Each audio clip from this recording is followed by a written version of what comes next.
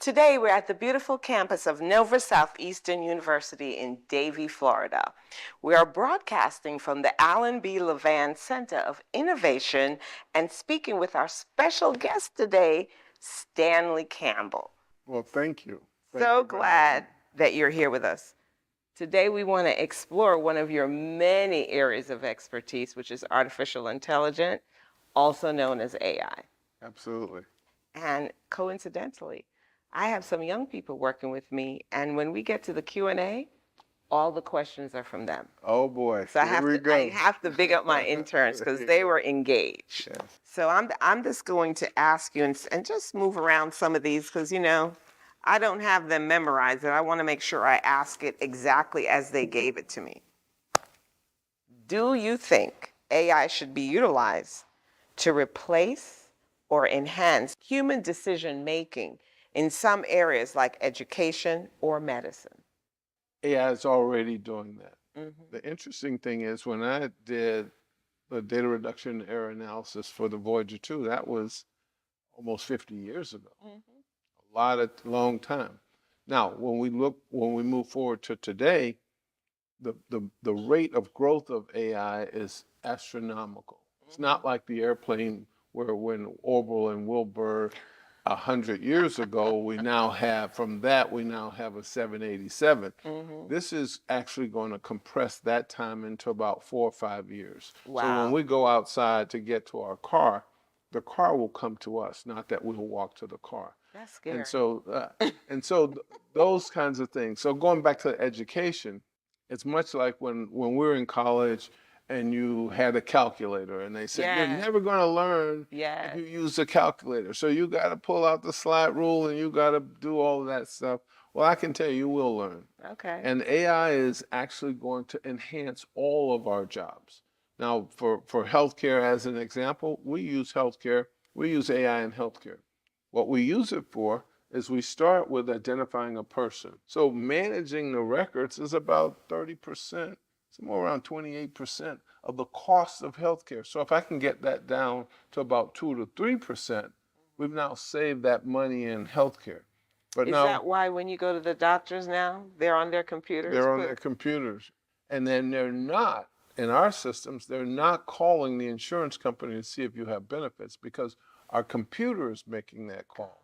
And then when you get to the pharmacist, they're not calling themselves. Because it's already done. Because we've already done that. And what used to cost about $15 to $20 now costs less than $1. When you move into the nurse as an example, the nurse, if the information is in the system and you're a diabetes person, we're doing 13 billion calculations in 1 second. Just to I can't even think of what that looks like.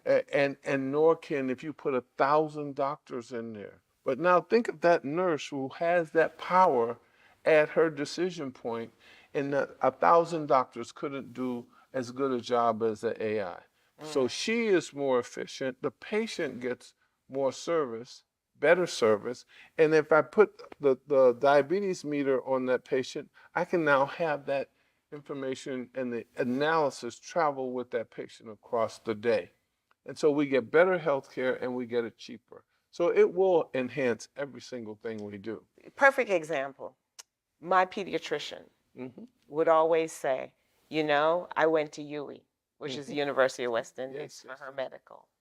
And she always said, they teach us to let our hands talk to us when we're diagnosing. And she said, I find that from I've traveled here, we're so reliant on machinery to make decisions that there are incidences where I have found things. And when I send my patient to the emergency room or recommend surgery, I was questioned. But in none of those incidences when I've done it, was I wrong.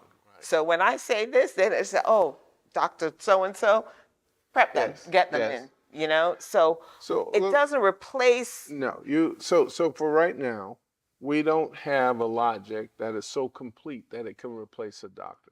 So I'll give you an example. If you get, we have multi-billion element, these large-scale AI models. So we've had them for years because we worked in the defense and intelligence world, and we didn't have computing power as a limitation. So now we got AWS and Microsoft and Apple and all of these folks who have now big data centers. So it's anybody can do AI at home. But I can tell you, when we talk about medicine as an example, because that's the ultimate, when if I get the creatine level wrong, or I don't model that in, that's the difference between a patient going home tonight or being on dialysis for the rest of their life. Exactly. And so I never say, or we never say, that this is going to replace the clinician. What we say is it's going to enhance the clinician. And then when I put a meter on you, or an Apple Watch or Samsung Watch, and I'm looking at your blood pressure as an example, your heart rate. As a woman, we have preeclampsia and eclampsia. In the last Olympics, we have a lady right here in Florida who handed that baton off on the 4x200, and she is dead, and her child is dead because she had preeclampsia and eclampsia. But the person who ran across the finish line, she also was pregnant, was also had preeclampsia, but she had it at her doctor's office. They were able to catch it, and they were able to then treat her. So now just that simple example, world-class athletes who have the best health care in the world, and one is dead and her child is dead, and the other one is actually now telling that story. Wow. So now if I just put an Apple Watch on or a Samsung Watch on, and I can monitor their blood pressure persistently, because that watch will talk to that phone, will talk to me, or talk to her. And we tell her what her body's going through. So we've been working for the last 8 years with the Department of Health and Human Services. My wife not in that mix, so but at the end of the day, they now this year, after 8 years, our Chief Medical Officer, Dr. Cynthia Macri, and I and others, we were able to get them to now bill for that, meaning a doctor can write a prescription for that persistent monitoring, and now we should see, once this catches on, we should see about an 85% reduction in the death rate, because Black women are 8 times more likely to have a catastrophic event associated with eclampsia and preeclampsia, and Hispanic women about 600 times more likely to have. Oh yes, this is a serious thing, and now we can now almost remove that from the death sentence by having just something as simple as a watch.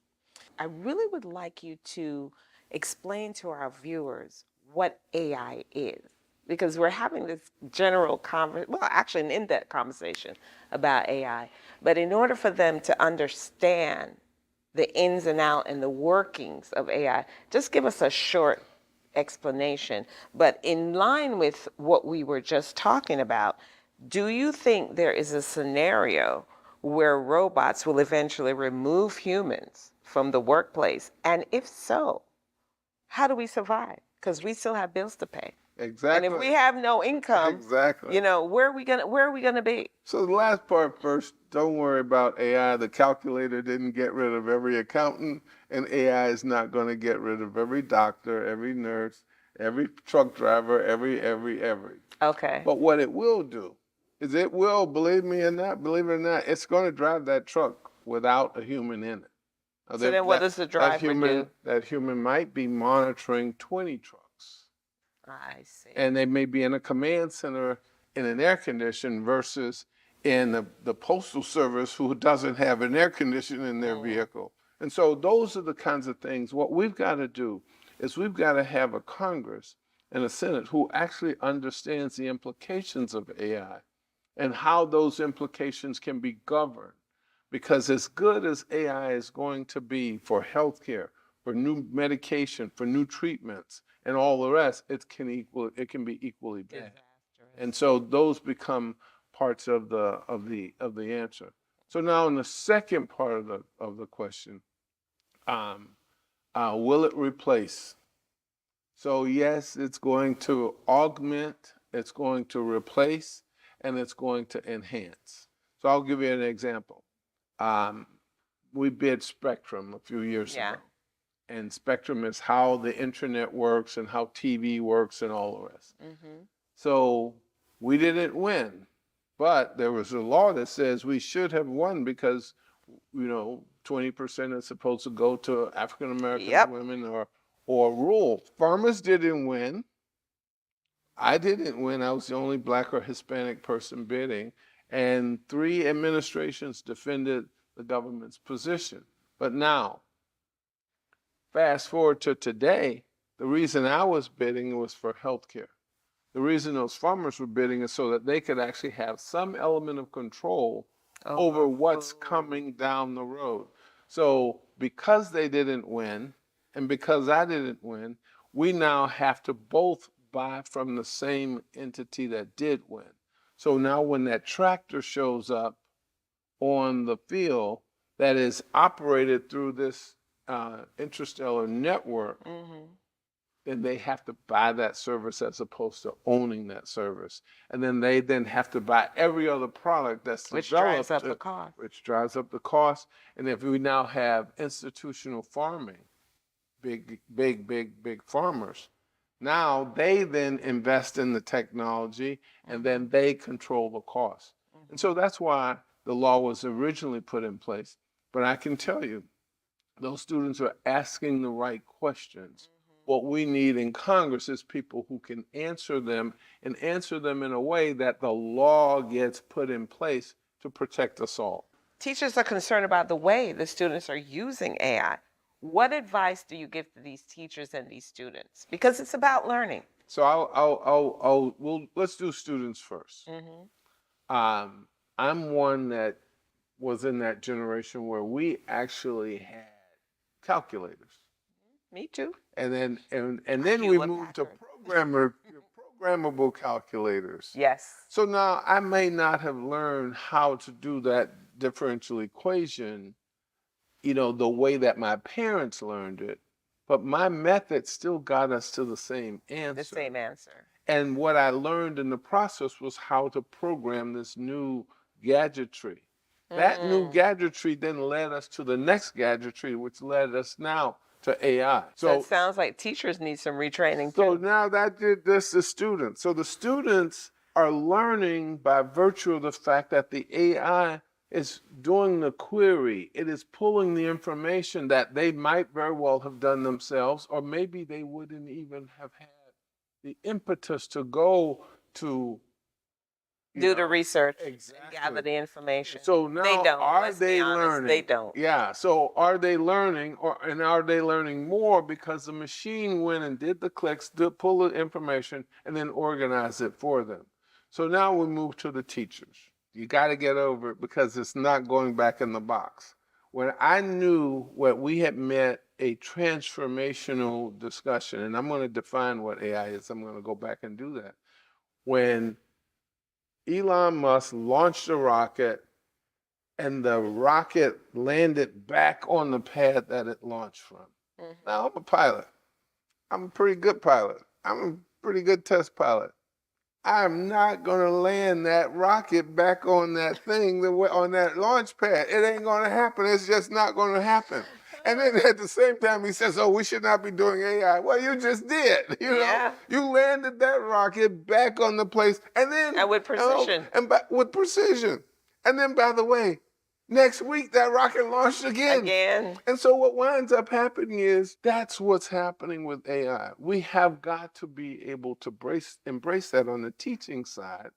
And then we will learn, much like we did with the calculator, we will learn what these new tools can do for us, where they will then lead us into the next set of discoveries and the next set of discoveries and the next set. We have to revolutionize the teaching.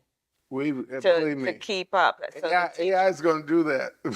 Yeah, but we still need, my thing is the human touch and interaction. Yes. And I see my students like this. Yes. And I'm talking to them and but they're like this. Yes. So I think that's where we have to manage it. We've got to manage it. Our abilities to do the work in so much more of an efficient way is now being made to its real potential. And over the next 5 years, we will not be able to recognize Earth because there won't be a person, no matter how remote you live, that is not directly affected by artificial intelligence. So we have to get people into elective office. We have to get folks who understand the The implications future. and the future's here. Well, folks, we want to wrap up today and thank you, Mr. Campbell, for coming up and those pearls, those nuggets of wisdom that you're sharing with us. And we encourage you to get more information and learn more about artificial intelligence so we better understand it and see what we have to do. Thank you so much Thank you. for sharing all of that with us. We'll be right back. I'm here with Mr. Stanley Campbell. My name is Gittins Roberts, and you guys be prepared to learn more about this candidate behind the scenes. Like, we're going deep. We're going to your roots. Okay. So let me just say, I have followed you around. I made that clear. I followed to learn. Yes, I was soaking it up because it's not just if you're a good candidate for me. It's if you're really, if you believe in what you're doing. And I am here to tell you guys, this man has done it. He's climbed the ladder, and now he's looking back. And we need more people like that. But today we're going to talk about looking back. We're going to go down the rungs Okay. and get how you started. All Tell right. us about you. Well, so I'm from Miami, born and raised. Interestingly enough, I'm the first generation to be born in Mount Sinai Hospital because Miami Beach used to be like a sunset area. You couldn't be on the beach after dark. And then growing up, I went to Orchard Villa Elementary School, 1095 Northwest 58 Terrace. Oh, Believe you me. still remember that. Exactly. But I remember actually moving into the house because, I was a young guy. I got a little brother, and I had two older brothers, and we were in an apartment. And I don't know whether we moved because we could move or we moved because we had to move. Okay. But we had to get out of there because it was getting a little crowded. So we moved to that house, and that's the house we stayed until my brother and I got a few pennies and moved my parents to Miami Lakes. Wow. So I went to Orchard Villa Elementary School. From there, I'm the first generation to go to Charles R. Drew Middle School.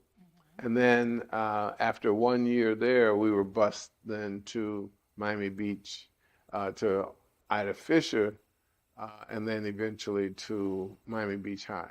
Like, I know your dad liked to sing, like, he was quiet, you say, Yes. but Yes. he would have been an entertainer. Yes, yes. Well, so he was, it was very interesting because my father was, he was a good man, just a basic good man.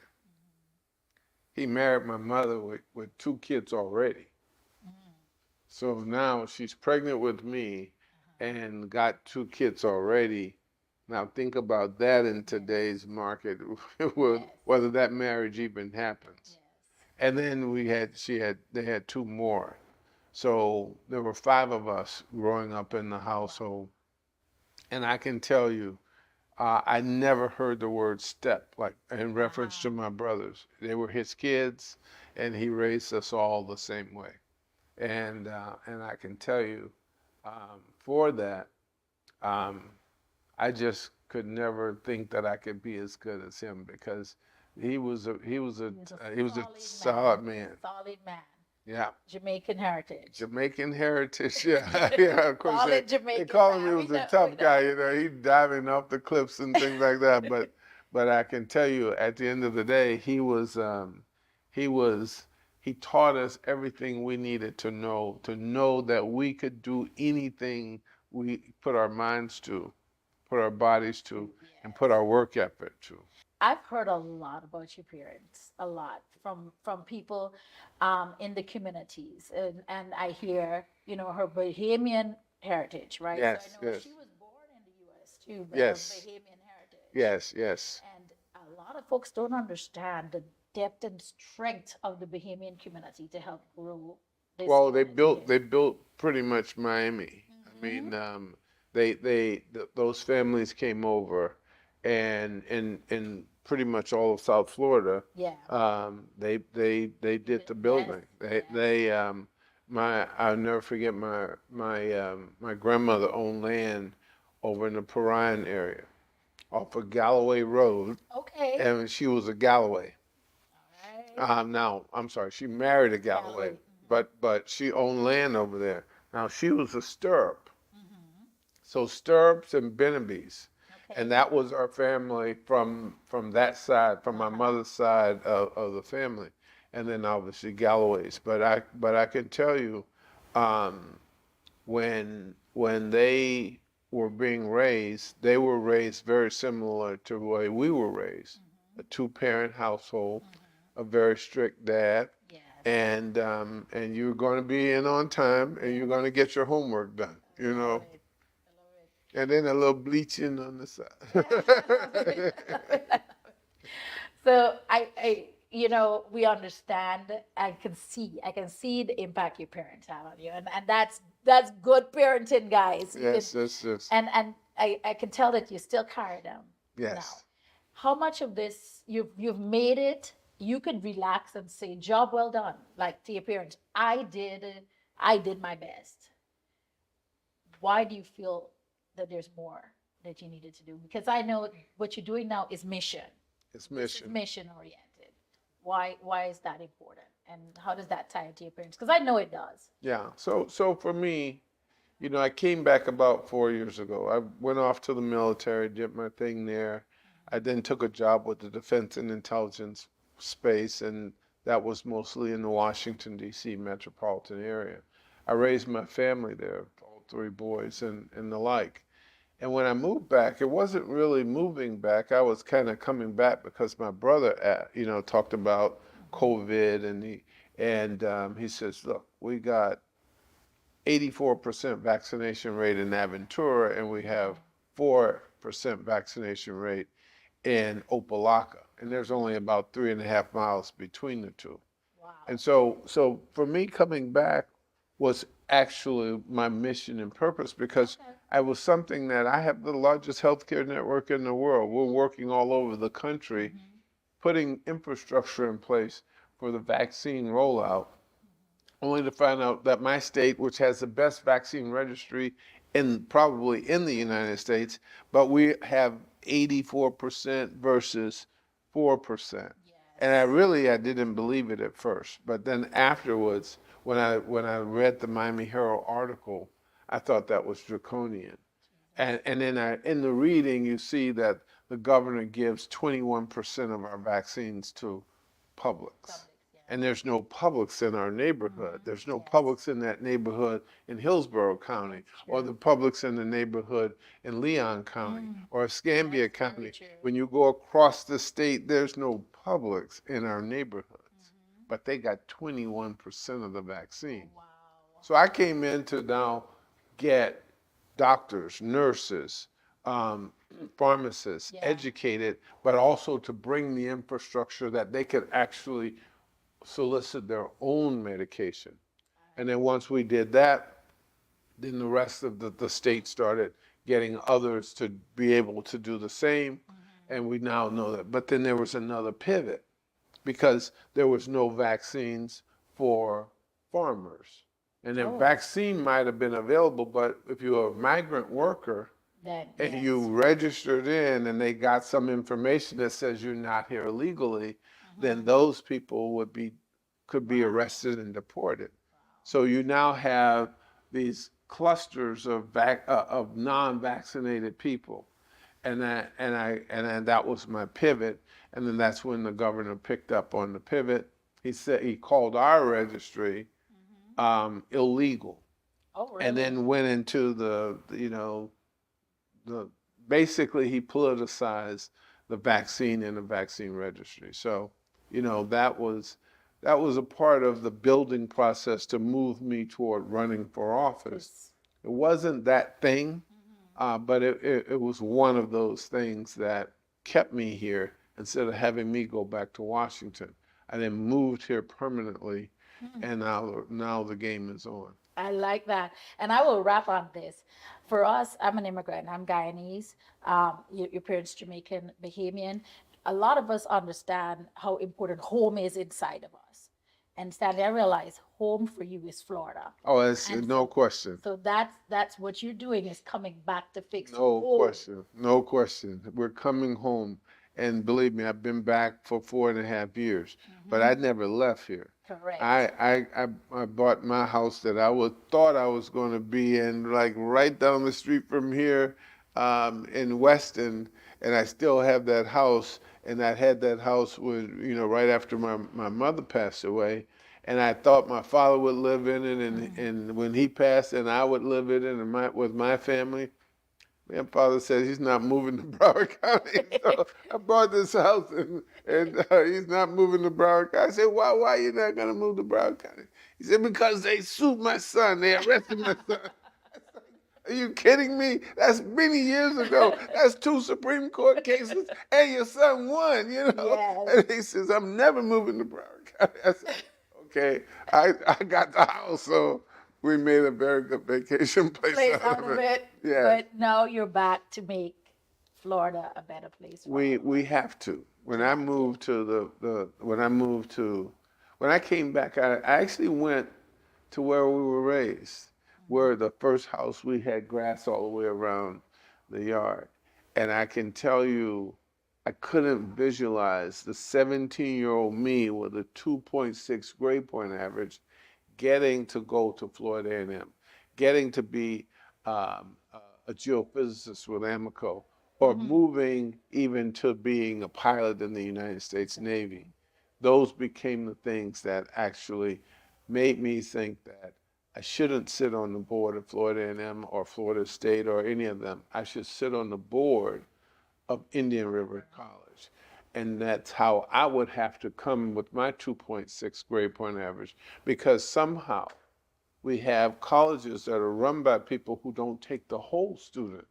They did not count the fact that I had an hour and 30 minutes on a bus one way and then an hour and 30 minutes on the bus coming back. That doesn't count. What counts is just your grade point average. Well, sir, I know we have to wrap. And so what I will ask you is to look at your camera. I will look at mine, but you have to tell them how they can find out more about you and how they can support you, because we're here to support you to get this done. Absolutely. So I would say go to stanleyforflorida.com. That is stanleyforflorida.com. Go in, donate. I cannot do this without you. We have a big race. We have 2 big races. Our election the first one is on August the 20th. We have to win that. If you don't vote on August the 20th, I can't be around for you to vote on November 5th. So stanleyforflorida.com. And if you cannot donate, then volunteer, because we are in this together. We're going to get 1 million people to the polls in this election, and then we got to get 2.5 million to the polls in the next one. So if we can get 2.5 million for this one, that's fine. But I can tell you, with the AFL-CIO, we won that nomination. We earned that nomination. Working for working people is they selected me. That's 500 unions with over 1 million people. StanleyForFlorida.com. Your union workers have already made their selection, and now I'm asking you to do the same. StanleyForFlorida.com. Thank you. Thank you, thank you, thank you. Good afternoon and welcome to The Marketplace. I'm Anthony Weeks. This is the political segment, and we have a special guest with us today. It's my pleasure to be able to have this opportunity to engage and have a conversation with someone that I have an incredible admiration for. He is, I call him a genius. Obviously, when I share his CV or brief CV or his background, it's incredible, amazing what he's accomplished. And we're gonna spend some time with this particular special human being and what they've accomplished. Like I said, in this segment of The Marketplace, we're going to meet U.S. Senate candidate Stanley Campbell. While he made a mark for himself in business, running and building a successful enterprise, he did his time in terms of the public sector and public service, and he find himself now in full circle, coming back now, offering and availing himself for serving the public again. And so what I'd like to do is, before we bring in Stanley, I want to kind of share a little bit of background as to who this incredible human being is, and why they're choosing. And I use the word brave and courageous because, man, this environment today is on steroids. And so, but anyway, let me give you a little bit of background on Stanley Campbell. Mr. Campbell is a focused and disciplined, and he has dedicated himself to public service through an accomplished career in the U.S. military as a Navy pilot, NASA, healthcare, and technology. AI in particular, he has 14 patents in artificial intelligence and cybersecurity. And he is a candidate for the U.S. Senate. And he's running in a particular state, which is, it's not an easy state, it's a battleground state. And he is a candidate in the state of Florida for the Democratic primary for Congress. Now, interesting, when you look at his early beginnings, at just 19 years of age, he created the data reduction algorithm and aero analyst for the Voyager 2 spacecraft. That's what you heard right, spacecraft, which continues to travel through interstellar space to this day. His expertise in math and physics, combined with his wealth of experience, ultimately resulted in his appointment to NASA's Executive Advisory Board during George H.W. Bush administration. If I may add, highlighting his tenure at the Defense Intelligence Agency and his pivotal contribution to the TSA Passenger Screening and Security Initiative. His global healthcare technology company is directly responsible for preventing $120 million in Medicare fraud daily, over $500 billion to date.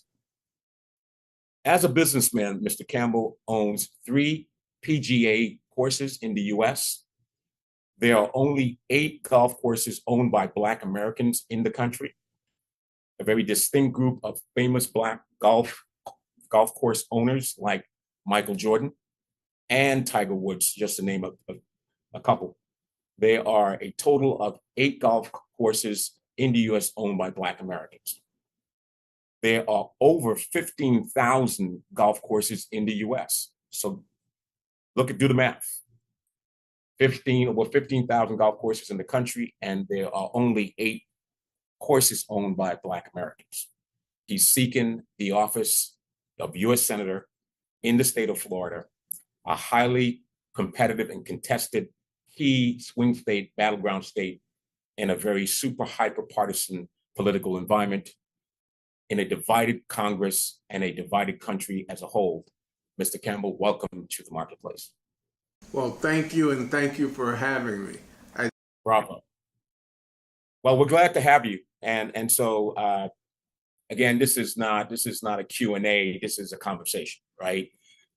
This is an opportunity for our viewing audience, which is broadcast throughout the country and throughout the Caribbean and Latin American region, to get to know who you are and why, once again, you are now availing yourself of public service again, after a very successful career in the military and the defense area, as well as healthcare. You have succeeded in an impressive way in business. So the question I have, considering the current political environment, Mr. Campbell, why are you running for public office, and why do you think you can make a difference, or how can you make a difference? Well, I love that question because I am not a politician. I want to be the first one to say that. when I moved back to Florida about 4 years ago, I came back because my brother called me up and he says, hey man, we need some help. We need help with COVID vaccinations. In Opelika, which is here in the Miami area, we had 4.5% vaccination rates. But 3.5 miles over, we had 84% vaccination rates. And so when you are 3 miles difference, and black folks in the state and the nation were more susceptible to dying from COVID. My oldest brother actually did die from COVID.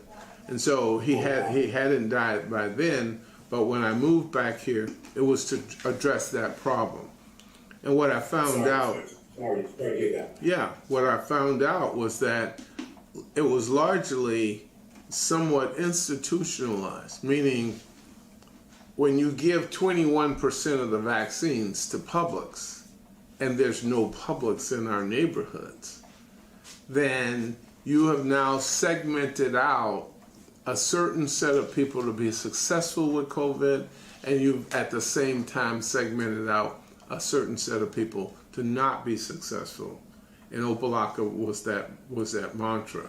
So when I moved back here, because I have one of the largest healthcare networks in the country, I'm already reporting into the state. So for me to get people, pharmacies, nurses, and doctors to be able to get their own vaccine, because we could put refrigeration into their offices and we can actually have them communicate with the standard requirements for the state of Florida, we can now get that vaccine. And so what that did was it led to all of the pharmacies in the state.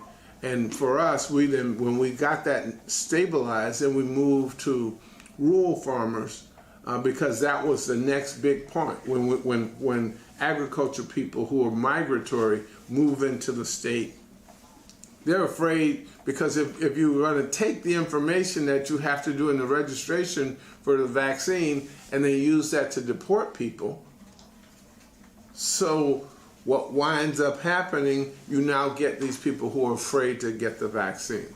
So we brought that in and we moved it and we got it in place only to have the governor then says, well, you know, your registry is not legal.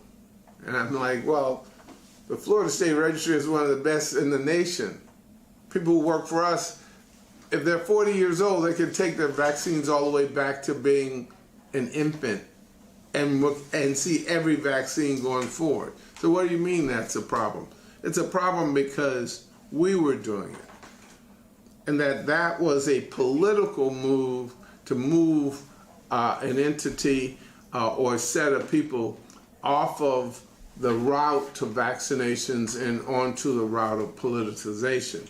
So for me, that was part of it. And then I looked, but because I'm here now, I'm outside of the norms of Washington, and I see that we can't teach our history fully. The same history that I learned cannot be taught in the state of Florida now. It's illegal because the intricacies of slavery might just offend somebody's feelings. Well, history is history, and black history is American history. And then if I look at, you can't read Toni Morrison you got to have that as a banned book. And then you look at what we're doing for women's health care and all the rest. I could, for the life of me, got tired of yelling at the TV. And in doing that, I looked around. I literally searched who could beat our current senator, who did not even have the heart enough to extend the Medicaid expansion, and who turned down $2 billion because it had Obama next to its name as the president who was giving Florida $2 billion. And that when President Trump came in, no, he did not have $2 billion for Florida. So now we lack a train that could go from Tampa to Orlando and the 11,000 jobs that came with that.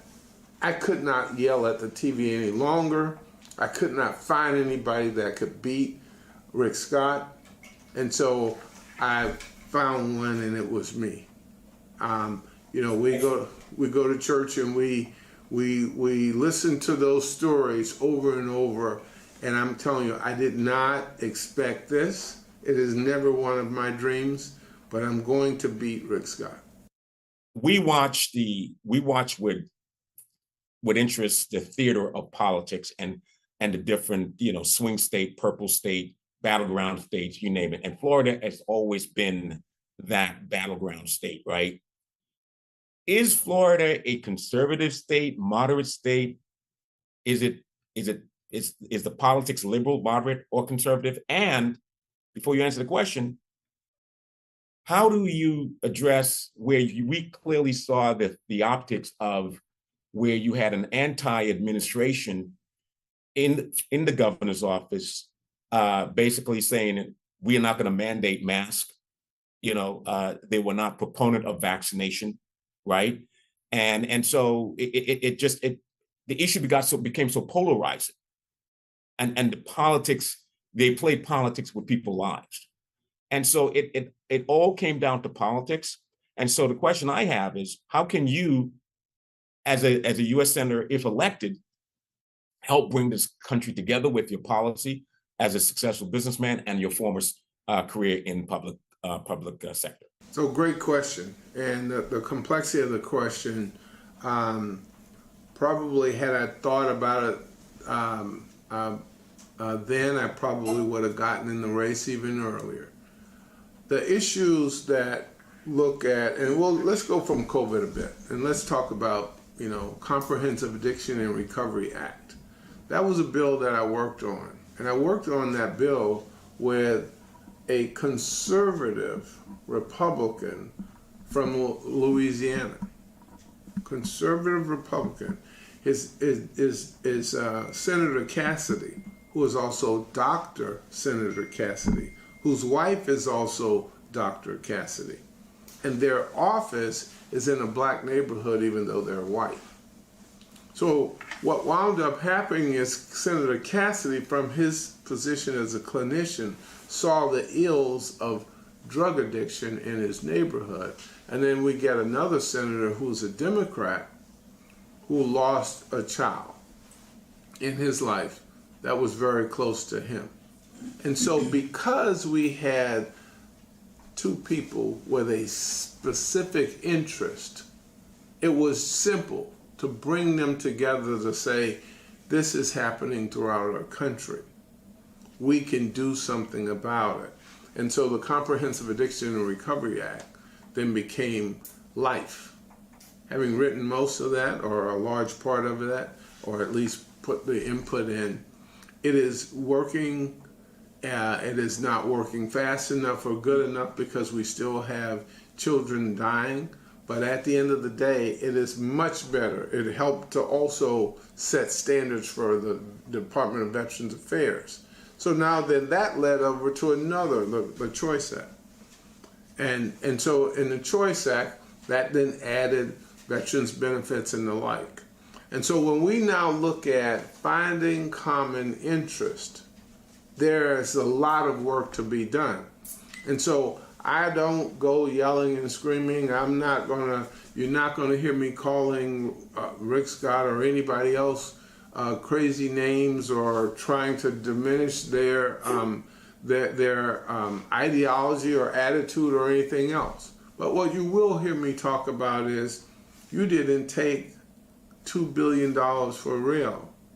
You believe that healthcare should be a fee for service, not a pay for performance. So fee for service means you can just come in every day. Pay for performance means that I'm gonna pay you, but you got to get the patient well. Therein lies a difference in ideology. I'm not going to yell at the fact that he was able to defraud the country from the most poorest people, Medicaid and Medicare system, of billions of dollars, and then they pay back the fraud? No, because had they arrested him, they would have then had to arrest pretty much everybody. And so what my wife would say, first do no harm in healthcare. So you can arrest him, but you also shouldn't be able to get $250 million from that same category of monies because you were able to get away with only paying back 1.7 billion. So it's a difference in heart. It's a difference in ideology. You mentioned the fact that I have one of the largest healthcare networks in the country. We have over 308 million people, and there's only 338 million of us here. But what I do with my work and my algorithms, I stop Medicare and Medicaid fraud. I stop it in its tracks in real time, doing about 3.5 billion calculations in about 56 milliseconds at sub-second speed. But that doesn't define who I am, it defines what I do. And so therein lies where we look at how. I use AI for that. Well, AI does have extreme high values, but AI can also be very detrimental. If we can actually have a 7-year-old with access to any place on the internet because we handed them a tablet. Think about the internet for just a second. Think about some of the most nefarious actors in the world are on the internet, and we hand that over to a 7-year-old child. It's not about TikTok. It is so much bigger than TikTok. And so from that, what we wind up doing is we wind up having a situation where at the end of the day, we have no person in the House or the Senate that can spell AI. And so from that, we need that help. We need that perspective. We need people who know that not just as a technology, but know the implications of the technology. What impact can you make if you're fortunate to be elected to U.S. Senate? And the reason I'm asking that is because we're watching the manifestation, we're watching the evolution, transformation of a society and a world where technology has disrupted and is transforming our daily lives. And clearly, when you look at the role of AI, which is the new frontier, at this point, things like cybersecurity, the two top industries that cybersecurity affects in terms of cyber attack is the financial industry, manufacturing, and healthcare. How do you see, as a scientist inventor, then the role of technology and how technology is disrupting and transforming our lives? How do you see that as a skill set that you're going to have in Congress if you're fortunate to get elected to be able to shape your policy and address and solve some of these complex solutions? So the first part is we have to govern to the speed, the pace, and dexterity of AI. If we look at aviation as a good example, because we moved from Orville and Wilbur Wright to a 787 in about 100 years. And so now, if we look at the context of how you were on that little airplane to a 787 being able to just about go around the world, therein lies a lot of technology. Now compress that to 5 years. When I leave this building 5 years from now, the car will come to me, not me go to the car. When we look at 5 years from now, there will not be one person on Earth that is not directly affected by AI, be it through medicine or communications and all of the rest. So it has, I know because I've been working with it for so long, it has implications that are beyond all of us. And our imaginations will be enhanced. and our work will be more efficient and be more effective. But it also has the ability to be just as bad. It has the ability to make 9/11 or any other bad terrorist act something that looks like child's play. And so we have to be able to take a look from a world perspective, not an individual perspective, not the perspective of just Florida.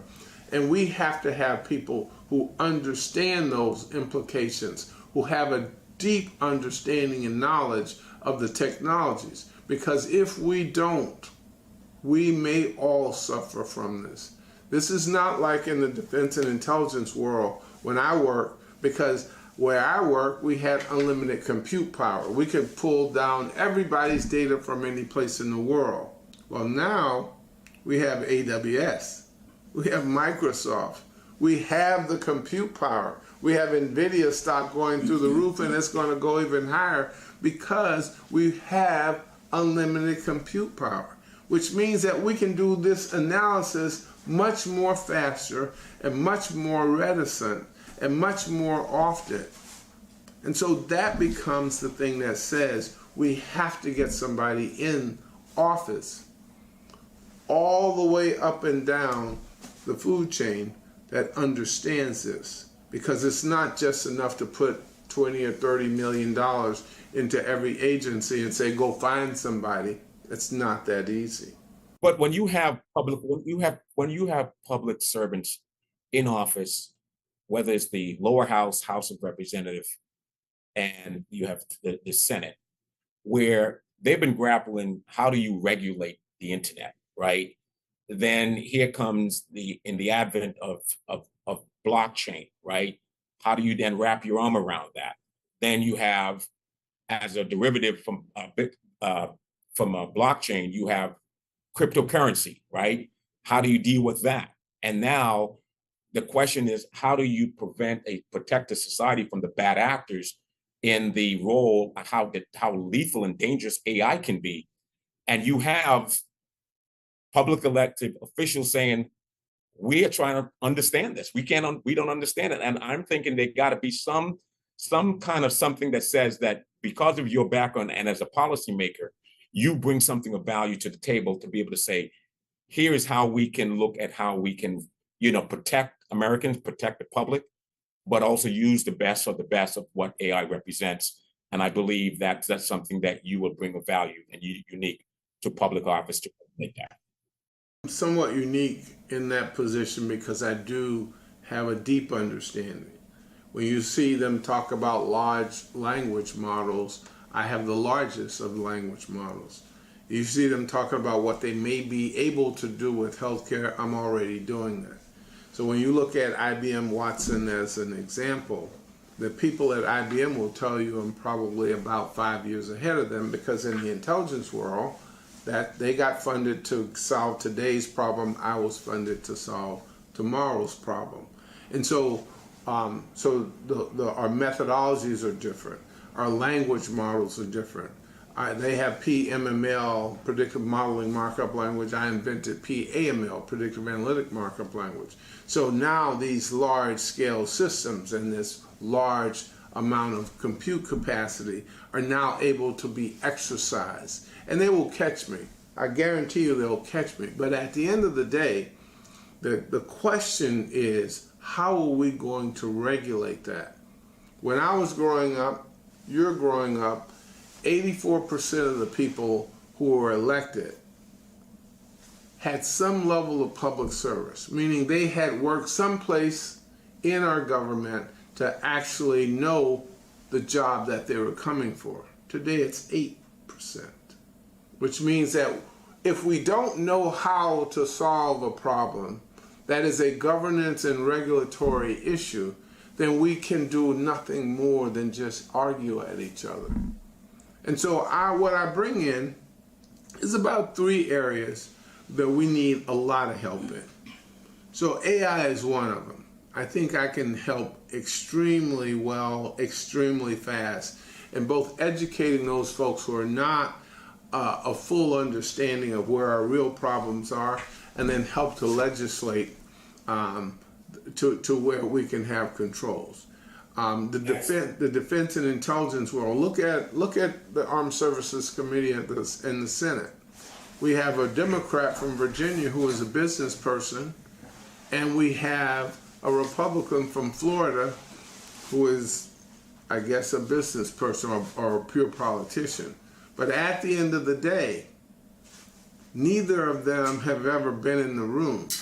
Neither of them have been in the command center when the decisions are made. Neither of them understand the logic and the implications of threats and the like. And so the way they write law and the way they fund the military, we have signals intelligence, SIGINT, or MASIN or ELINT. But if you don't work for a major company that sells human intelligence, you miss what happened in Israel. Two of the most advanced intelligence systems in the world, and we miss the fact that a guy could write something on a piece of paper, and because we don't invest in human intelligence, that information can pass, and then we have a terrorist act the way we did. So those become the issues that I understand, that because I've worked in that space. I understand the implications of not doing the work, not making the right investment, and not writing the right law. And then the third one would be healthcare. We have probably the most advanced system for the type of healthcare fraud that we stop, which happens to be the largest volume of fraud. And so when I say we stop $120 million of fraud penalty every day, that's less than 7%. Meaning there's another 93% that's getting passed, and we know it's getting passed. And so at Congress, those are billions of dollars moving toward trillions of dollars, and we have not put the implications in place to stop that because we don't know how. And so those three areas are ones that I am uniquely qualified. That it just happens that part of that is the person I'm running against is also uniquely qualified. He chooses to exploit those systems, exploit those people, turn Social Security off, and then not extend Medicaid. I choose to standardize Medicaid, the Social Security, to what it was originally implicated to, a 75-year program that will never fall short on dollars. I think that Social Security should not just meet the 75-year standard, but also that because we didn't adjust it for inflation, should actually have some catch-up. And so this is still the richest nation in the world. I got the endorsement from the AFL-CIO. I call them the working people of the state of Florida. They endorsed me over a Democratic candidate that has every implication from every single person, including the president. But they didn't interview me, nor did they interview her. The people who interviewed me voted not quite unanimously. There was 2 people who did not vote for me. But we won that because I do have the experience. I do understand the working man's position.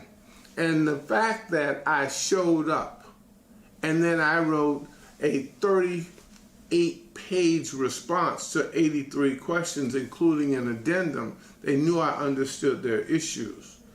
Because that's where our tax base comes from, that working public. We can't get monies from people who are poor because they don't have any, and we don't get money from people who are rich because they don't pay taxes. And so we have to be the working person's candidate. And those are I would now say 4 areas that I think I will be able to get people to understand. We have shared responsibilities. We should care about each other. I just happen to be replacing a person who has not shown that propensity. And congratulations on the endorsement by the AFL-CIO. And what does that endorsement mean? And you answered both. You responded to both. The question, you being a better U.S. Senator, person to serve in the Senate, and then obviously the endorsement by the AFL-CIO organization. Thank you. This is Anthony Weeks for The Marketplace.